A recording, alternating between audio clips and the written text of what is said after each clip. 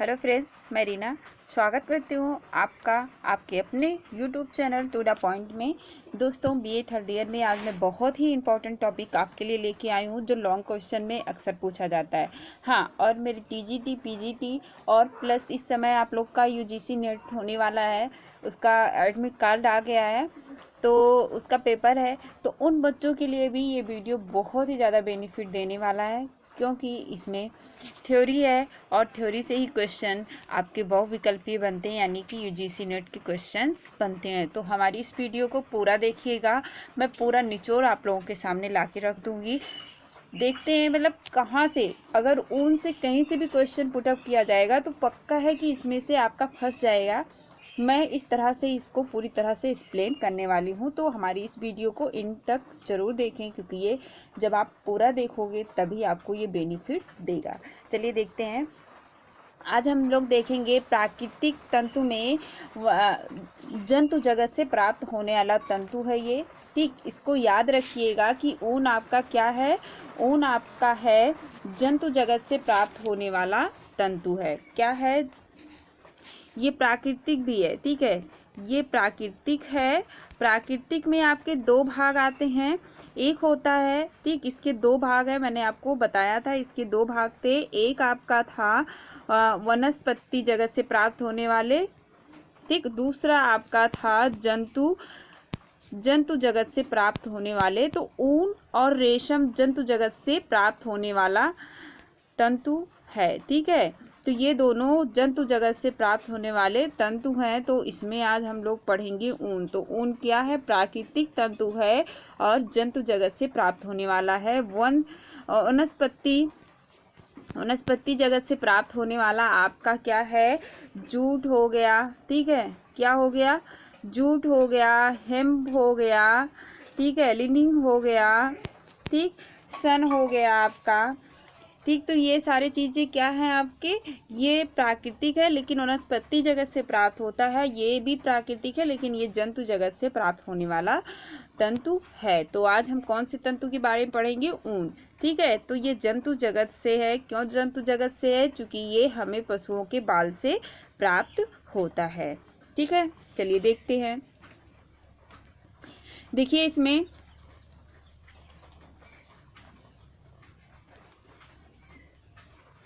ऊन एक प्राकृतिक, ठीक है, प्राकृतिक, थोड़ा से यहाँ पे मिस्टेक हुआ है, देख लेते हैं। प्राकृतिक वस्त्र उपयोगी, ये क्या है? वस्त्र उपयोगी है। क्या है? वस्त्र उपयोगी तंतु है। क्या है? वस्त्र उपयोगी तंतु है। ऊन एक प्राकृतिक वस्त्र उपयोगी तंतु है, या रेशम के समान यह भी एक प्राणीजन्य प्राकृतिक तंतु है। क्या है? प्राणीजन्य प्राकृतिक तंतु है। तो इसको याद रखिएगा, बिल्कुल बहुत ही इम्पोर्टेंट, हमारे यूजीसी और टीजीटी पीजीटी के बच्चों के लिए बहुत ही ज़्यादा इम्पोर्टेंट हो जाता है, और उन बच्चों के लिए भी जिनका पेपर ऑब्जेक्टिव टाइप के क्वेश्चन हो गया है, यानी कि पैटर्न चेंज होने के बाद। तो ये सारी चीज़ें ही यहाँ पे पूछे जाते हैं।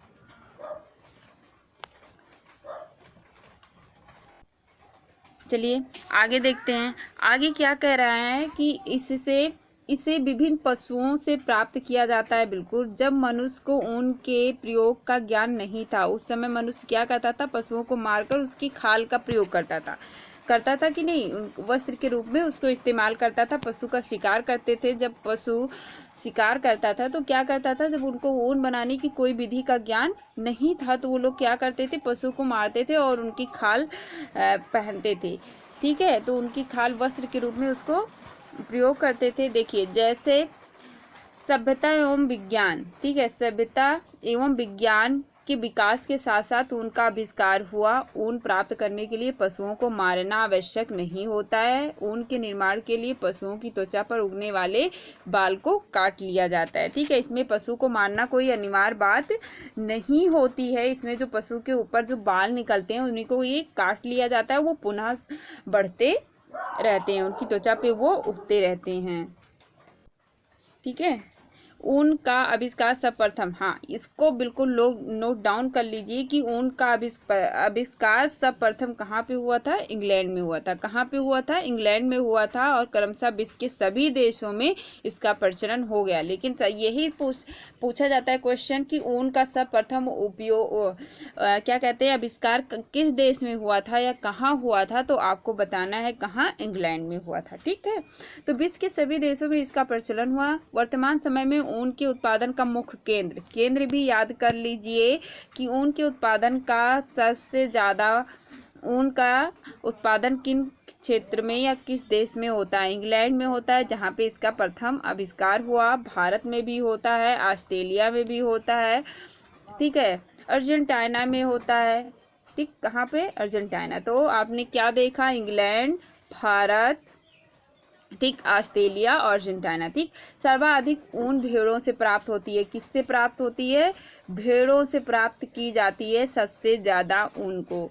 ठीक, भेड़ों के अतिरिक्त बकरी से भी मिलती है, लोमड़ी से भी, ऊँट से, घोड़े से, खरगोश से आदि। ठीक, इन सबसे भी हम थोड़ा बहुत ऊन प्राप्त कर लेते हैं, लेकिन सर्वाधिक जो है, सबसे ज़्यादा ऊन कहाँ से हमें प्राप्त होता है, भेड़ के बाल से। ठीक है, देखिए पशुओं से भी ऊन प्राप्त होते हैं। संक्षेप में हम कह सकते हैं कि जिस भी पशु के शरीर पर लंबे बाल उगते हैं उस पशु से ऊन प्राप्त किया जा सकता है। ठीक है, जिसके भी शरीर पे लंबे बाल होते हैं उसके बाल से हम ऊन प्राप्त कर सकते हैं। विभिन्न पशुओं से प्राप्त होने वाले ऊन की विशेषता एवं उपयोगिता भी भिन्न भिन्न होती है। हम जिस भी पशु से प्राप्त करते हैं ऊन, ठीक है, प्राप्त तो जिसके भी बाल से होगा, लेकिन सबकी विशेषताएं और उपयोगिताएं भिन्न भिन्न हो जाती हैं। जैसे कि मैरिनो नामक जो भेड़ होता है, ठीक है, उससे प्राप्त ऊन क्या होती है, सबसे अच्छी मानी जाती है। तो सबसे उत्तम श्रेणी की ऊन किससे प्राप्त की जाती है, आपका क्वेश्चन यहाँ पे बनता है कि सबसे ज़्यादा उत्तम श्रेणी की ऊन किससे प्राप्त की जाती है, तो आप बताओगे मैरिनो नामक भेड़ से सबसे अच्छी उत्तम किस्म के ऊन प्राप्त किए जाते हैं। ठीक है, भारत में पाई जाने वाली क्या है, भारत में पाई जाने वाली, ये देख लीजिए यहाँ पे आपकी ये मरीनो जो मैंने अभी आपको दिखाया बताया कि ये क्या है, वो ये आपका क्या है, मैरिनो भेड़ है। क्या है, मैरिनो भेड़ है। ठीक है, आपकी कश्मीरी बकरी है, ये कश्मीरी शॉल है आपका। ठीक है, ये क्या है, कश्मीरी बकरी और कश्मीरी शॉल है। और आपका ये क्या है, ये जो एक वो होता है अंगोरा नामक एक खरगोश होता है। ठीक है, अंगोरा जो खरगोश होता है इससे भी ऊन प्राप्त किया जाता है। इससे जो भी ऊन प्राप्त होते हैं बहुत ही मुलायम और बहुत ही सॉफ्ट होते हैं। ये बच्चों के वस्त्र के निर्माण में इसका काम आता है, यानी बच्चों के लिए इसका बहुत ही सुंदर स्वेटर बनता है। ठीक है, तो मैं आपको चित्र के द्वारा भी इसको मैंने आपको समझाया। ठीक, कश्मीरी बकरी आपने देख लिया। ठीक है, तो यहाँ पे आपने क्या देखा कि भारत में पाई जाने वाली जो कश्मीरी बकरी होती है, तो भारत में जो कश्मीरी बकरी पाई जाती है उससे भी उत्तम किस्म की आपके क्या ऊन प्राप्त होते हैं, जो कि मैंने आपको दिखा दिया। कश्मीरी बकरी है और उससे बने ये शॉल हैं, कितने ही सुंदर हैं और कितने देखने में सॉफ्ट और आकर्षक लग रहे हैं। ठीक है, तो इस बकरी से ऊन से जो पश्मीना नामक वस्त्र बनता है, ये बहुत ही कश्मीर की ये पश्मीना जो ये वस्त्र बनता है बहुत ही ज़्यादा फेमस है। तो आपका ये भी एक क्वेश्चन बन जाता है, ये भी आपसे पूछ सकता है कि पश्मीना नामक जो वस्त्र बनता है वो कहाँ पे बनता है या किस वस्त्र तंतु से बनता है। तो आपको बिल्कुल याद रखना है कि जो आपकी कश्मीरी बकरी होती है उससे जो ऊन प्राप्त होता है, तो पश्मीना नामक जो शॉल होता है ये कहाँ की है, तो कश्मीरी शॉल को ही कहते हैं। ठीक है, तो इतना बिल्कुल याद रखना है। उसके बाद आपका आता है जो बहुत, ठीक है, जो बहुत पसंद किया जाता है। उसके बाद आपका अंगोरा बकरी आ गई। ठीक, और ठीक उसी प्रकार आपका अंगोरा खरगोश भी आ गया। से भी ऊन प्राप्त होता है। ठीक, मैंने आपको ऊपर चित्र दिखा दिया, अंगोरा नामक खरगोश को मैंने दिखाया कि वो किस तरह से उसके शरीर पे बाल होते हैं। ठीक है, तो ऊन से तंतु रेशम के समान, देखिए जो अंगोरा आपकी खरगोश होता है, इससे जो तंतु होते हैं वो बिल्कुल रेशम के समान क्या होता है, कोमल और चमकीले होते हैं।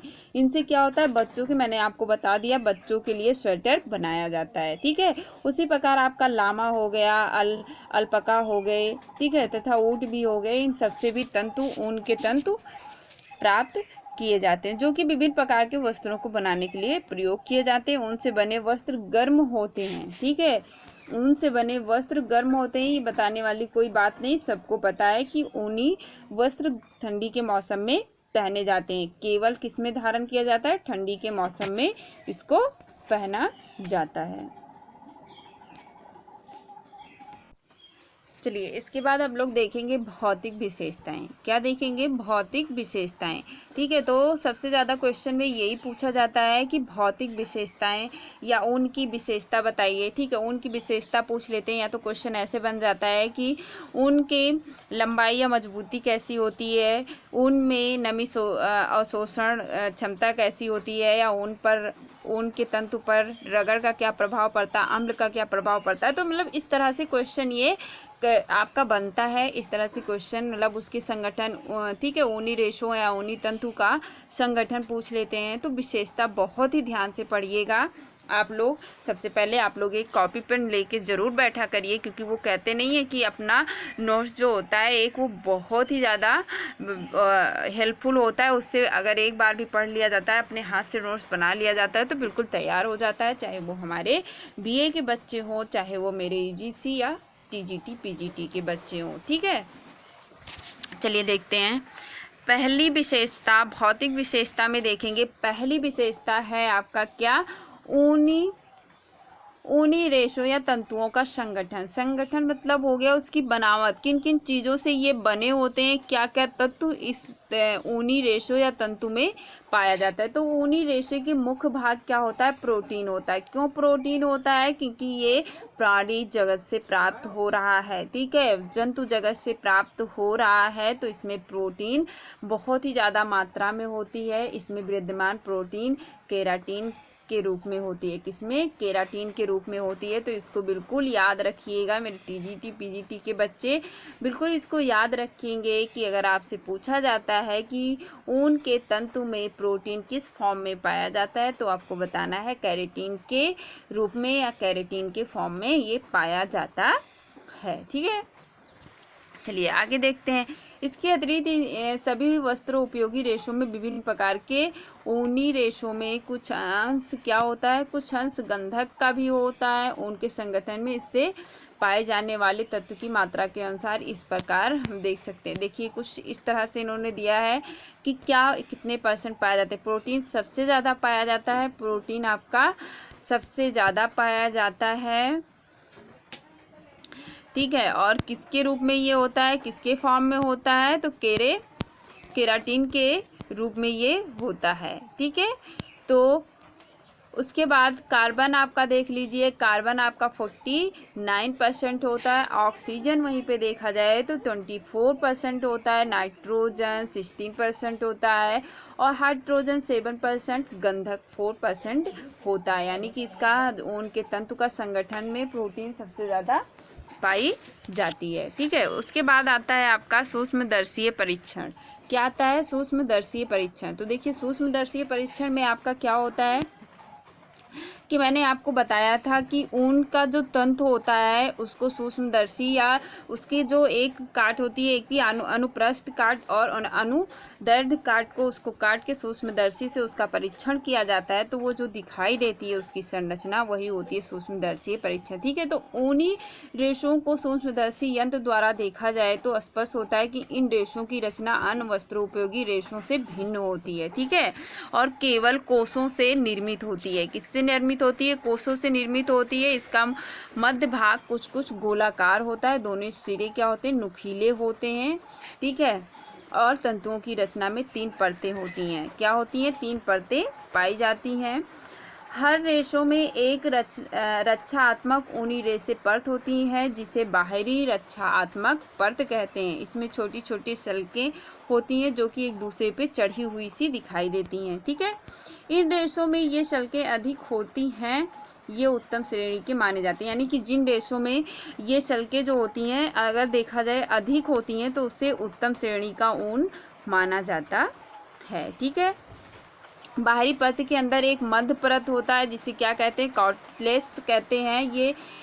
ये क्या होता है, इसकी मध्य परत होती है और बहुत ही मजबूती और लचीला होता है। यानी कि इसी के द्वारा ही इसमें मजबूती और लचीलापन आता है। इसमें जो भी रंग दिखाई देता है वह इसी परत पर निर्भर करता है। इस मध्य परत के नीचे एक तीसरी परत होती है जिसे मेडुला कहते हैं। इस मेडुला में एक बारीक नलिका सी होती है। उत्तम प्रकार के ऊन में यह परत या मेडुला कम विकसित होता है।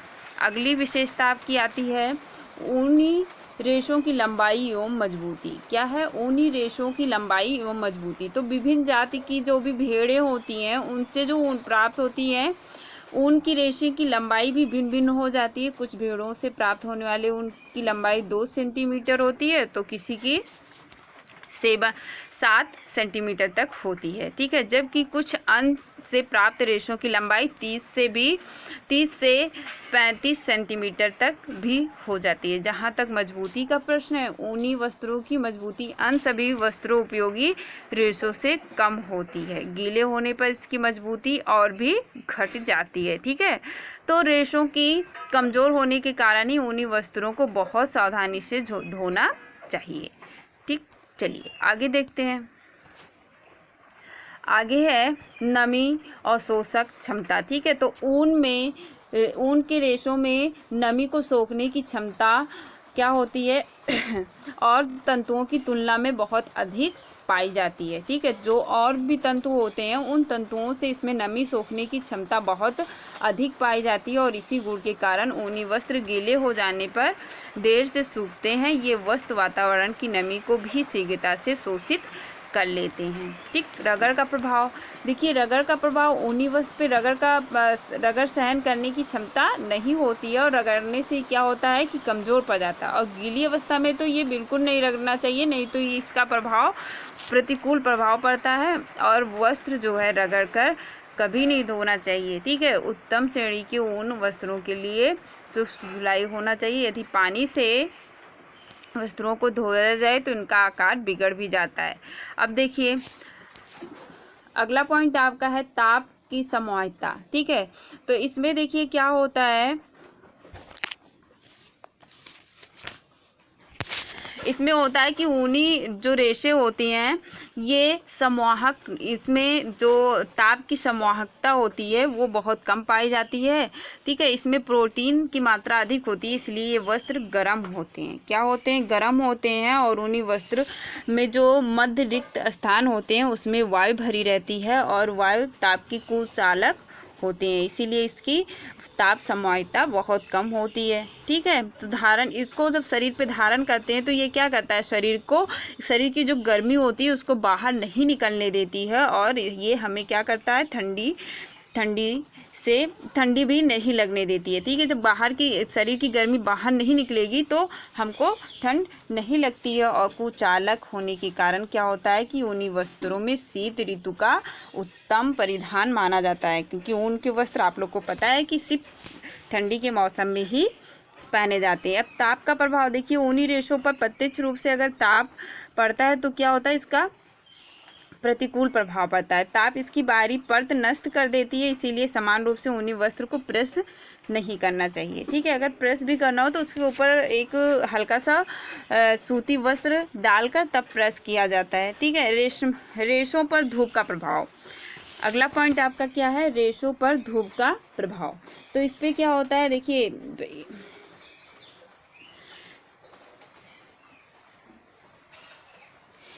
इस पे धूप का अगर बहुत ज़्यादा इसको ताप में सुखवाया जाता है तो क्या होती है कि इसकी शक्ति घट जाती है और इसका रंग भी फीका पड़ जाता है। ठीक, ऊन की प्रतिस्कंधता, देखिए ये आपका जो होता है इसको अगर पुनः, जैसे कि आप लोगों ने देखा है कि क्या होता है, इस गुण के कारण क्या होता है, वस्त्रों को जितना मोड़ा या तोड़ा दबाया जाए तो छोड़ने पर ये पुनः अपनी मूल अवस्था में पहुंच जाते हैं। उसी को क्या कहते हैं, प्रतिस्कंधता कहते हैं। ठीक है, होने के कारण ये वस्त्र प्रेस की आवश्यकता भी नहीं होती और ये अधिक दिनों तक चलते भी हैं। ठीक है, उसके बाद आता है आपका अगला पॉइंट, आपका आता है ऊन में पत्या स्थिरता। ठीक है, तो ऊन की पत्या स्थिरता, इसमें भी गुण, ये भी गुण इसमें विद्यमान होती है। रेसे खींचने से क्या होती है, लंबाई इसकी बढ़ जाती है और खिंचाव समाप्त होने पर पुनः अपनी मूल लंबाई में ये आ जाते हैं। ठीक है, तो समान रूप से अगर देखा जाए तो जो ऊनी रेशे होते हैं इनकी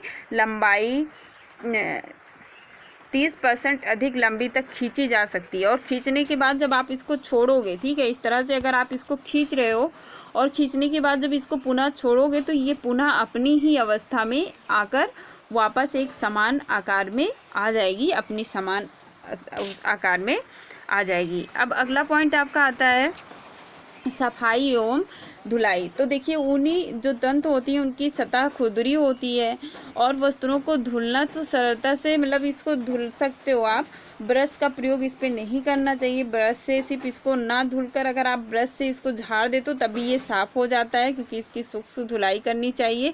पानी से इसको धुलाई करने से क्या होता है, वस्त्र खराब हो जाते हैं और इन्हें धोते समय रगड़ना या पीटना भी नहीं चाहिए और गीली अवस्था में इनको लटकाना भी नहीं चाहिए। एक समतल टेबल पर इनको डालकर ही सुखाना चाहिए, नहीं तो इनका आकार क्या होता है, बिगड़ जाता है।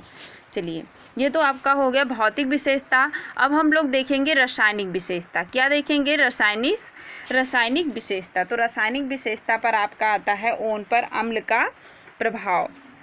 तो समान रूप से अगर देखा जाए तो साधारणता वाले जो अम्ल होते हैं वो ऊन पर प्रतिकूल प्रभाव नहीं डालते हैं, लेकिन अगर गर्म और साद्र जो सल्फ्यूरिक अम्ल होता है अगर वो ऊन पर उसके ऊन के तंतु पर लगाया जाए या डाला जाए तो उसका प्रतिकूल प्रभाव इस पर पड़ते हैं और ये नष्ट हो जाते हैं। ठीक है, उसके बाद आता है ऊन पर छाड़। अच्छा, यहाँ पे छाड़ होना चाहिए था, क्षारों का प्रभाव। ठीक है, तो देखिए क्षार जो होते हैं ये इसका बुरा और प्रतिकूल प्रभाव पड़ता है आपका किस पे, ऊन के तंतु पर पड़ता है। ये साद्र क्षार के संपर्क में आने से क्या होता है, ऊनी रेशों का जो रंग होता है वो पीला या भूरा हो जाता है और इसकी जो अपनी प्राकृतिक चमक होती है वो नष्ट हो जाती है। इसीलिए ऊनी वस्त्र को क्या करना चाहिए, हल्के एवं नर्म साबुन से ही धोया जाना चाहिए। ठीक है, तो उसके बाद आपका आता है ऊन पर रंग चढ़ाना। क्या आता है, ऊन पर रंग चढ़ाना। तो ऊनी वस्त्रों पर सरलता से रंग चढ़ाया जा सकता है। क्रोम रंग जो होता है आपका, क्रोम ऊन, वो सबसे ज़्यादा इस पर खिलता है और पक्का रहता है।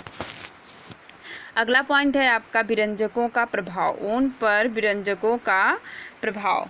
तो देखिए विरंजकों का प्रभाव, ऊनी तंतुओं पर तेज विरंजक जो होते हैं उसका बुरा प्रभाव पड़ता है, इसीलिए इसे हल्के विरंजकों का ही इस्तेमाल करना चाहिए। ऊन से स्वच्छ करने के लिए समान रूप से हाइड्रोजन पराऑक्साइड को ही जो विरंजक होता है उसी के रूप में उसको प्रयोग करना चाहिए। अब देखिए अगला पॉइंट आपका है पसीने का प्रभाव। पसीने का प्रभाव, तो पसीने के प्रभाव में आप देखेंगे कि ऊनी वस्तुओं पर पसीने का प्रतिकूल प्रभाव पड़ता है, क्योंकि क्षार का प्रभाव पड़ता है। तो पसीने के प्रभाव से ऊनी वस्तुओं का रंग क्या हो जाता है, फीका हो जाता है। क्या होता है, फीका हो जाता है। और अगर ये हमेशा लगातार ये पसीने के संपर्क में आता है तो इसके जो तंतु होते हैं आपस में जुड़े होते हैं, ये आपस में जमने लगते हैं। ठीक है, उसके बाद आता है ऊन पर कीड़ों तथा फफूंदी का प्रभाव। क्या आता है, ऊन पर कीड़ों तथा फफूंदी का प्रभाव। तो अन्य वस्त्रों के समान ऊनी वस्त्रों पर भी फफूंदी शीघ्र नहीं लगते हैं, परंतु यदि इन्हें बहुत अधिक समय तक गीले एवं नर्म अवस्था में रख दिया जाए तो क्या होता है, इसमें फफूंदी भी लग जाते हैं। और क्या होता है, वस्त्रों को काटने वाले कीड़े भी बहुत शीघ्र ही इसको हानि पहुंचाते हैं। तो इसको नमी से हमेशा बचाकर रखना चाहिए ऊनी वस्त्र को। ठीक, तो इस तरह से आपकी ये विशेषताएं खत्म हो गई है। उम्मीद है कि आपको समझ में आ गया होगा। अगर आपको मेरी वीडियो पसंद आई हो तो प्लीज़ इसको लाइक करिए और जो नए बच्चे हैं वो इसको सब्सक्राइब करिए। अगली वीडियो में फिर मिलते हैं, तब तक के लिए बाय बाय।